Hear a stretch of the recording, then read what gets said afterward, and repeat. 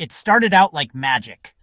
I remember the day I first signed up for LinkedIn, sitting in a worn-out student lounge, my laptop balanced precariously on my knees, heart full of ambition and fear. I had just graduated with a degree in marketing and a couple of internships under my belt. LinkedIn felt like the gateway to something real. My adult life, my career, the dream version of myself I'd spent 4 years preparing for. I chose my profile photo carefully, professional but warm. Not too formal, not too casual. I added every internship and part-time job I could stretch into something that resembled relevant experience. Managed social media calendar sounded more impressive than scheduled Facebook posts at 2 p.m. every Wednesday. I treated that profile like an online portfolio, a pitch deck, a dating app for employment all rolled into one. In the beginning, I felt empowered. I sent connection requests to professors, former classmates, a few professionals I met at networking events. I devoured content. Articles about branding, the top 10 skills for 2020, posts from people who shared their journey from unpaid intern to six-figure manager in 5 years. I remember thinking, I can do that. I just have to play the game. And so I played. I created posts about navigating the early stages of a career. Grateful to be learning every day, I wrote under a photo of me at my desk, awkwardly smiling with my company's branded mug. I tried to write with enthusiasm, humility, and just enough buzzwords to make me sound like I was going somewhere. The reactions felt like microdoses of success. Likes from strangers, connections from people with recruiter in their title, and the occasional comment that said, "You're crushing it." It felt like progress.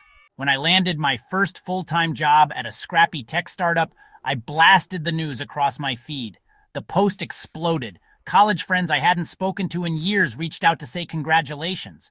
My inbox filled with "we'd love to connect" messages. For a moment, LinkedIn felt like a victory lap, but the shine wore off. I started noticing the cracks when the job itself didn't quite match the energy I had projected online. I was overworked and underpaid, doing the work of two departments because that's the startup hustle. But online, I kept smiling. I posted about growth, learning, and gratitude. Because that's what you do, right? You market yourself. You stay visible. You build your personal brand. I'd check LinkedIn on lunch breaks and see people from my graduating class getting promoted, moving to big-name companies, or relocating to New York and San Francisco for six-figure roles. They wrote about aligning with their purpose and stepping into new opportunities. Their photos were pristine. Clean offices, coffee shop headshots, conference name tags.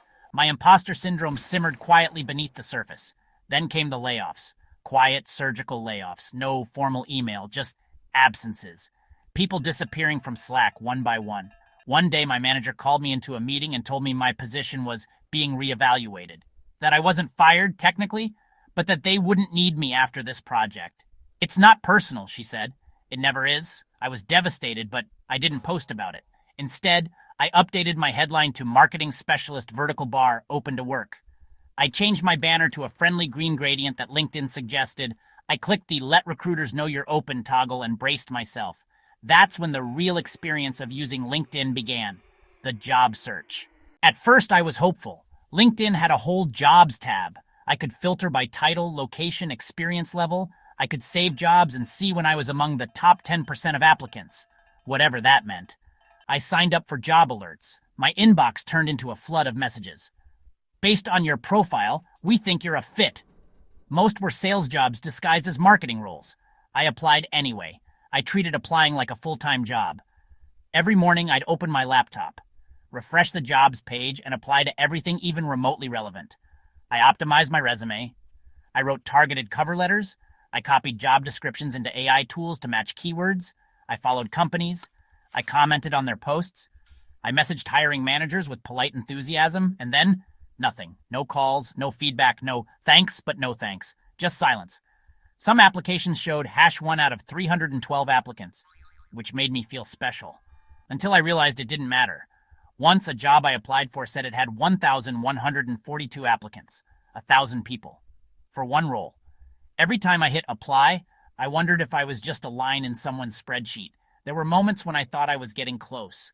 A recruiter would message me saying, "We loved your background." We'd have a screening call, then a second, then a panel interview, then nothing.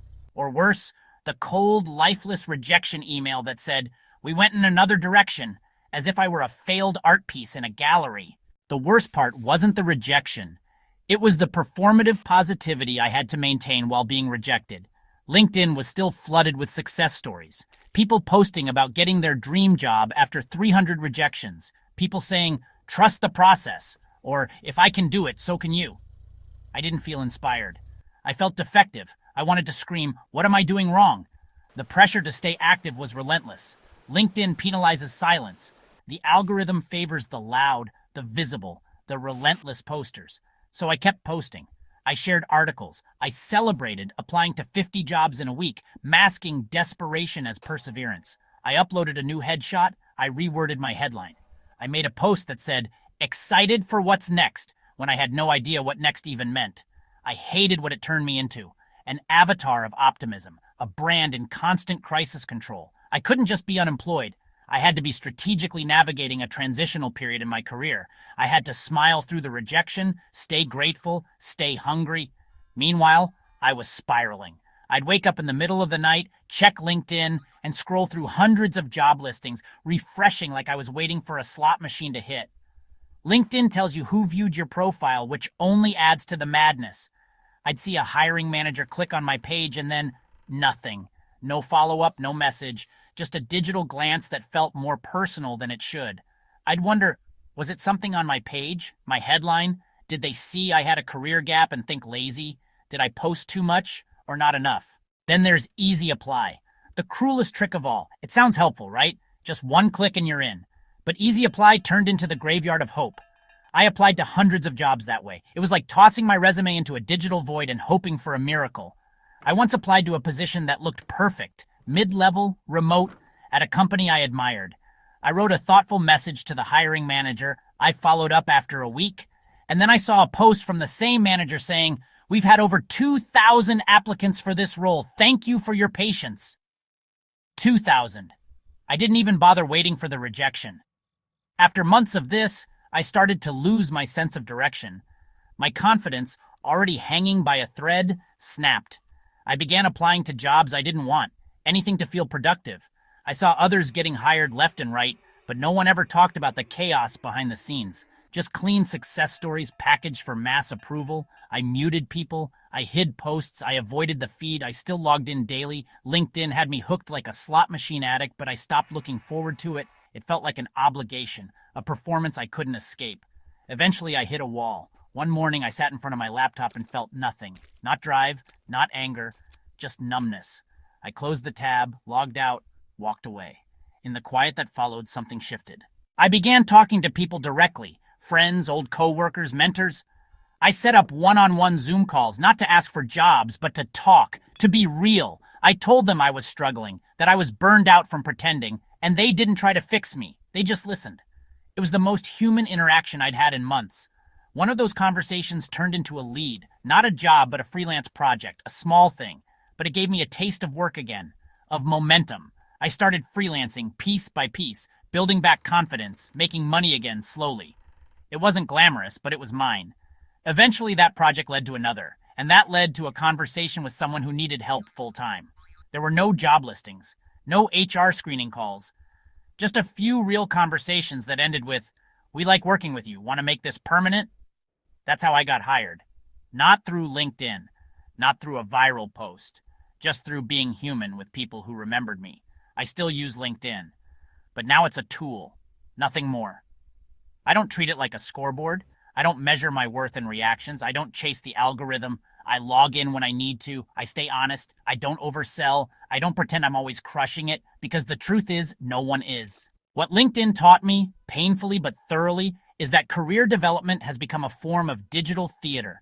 We curate our setbacks, we amplify our wins, we dress up survival as strategy. And in doing so, we lose the mess, the truth, the humanity of it all.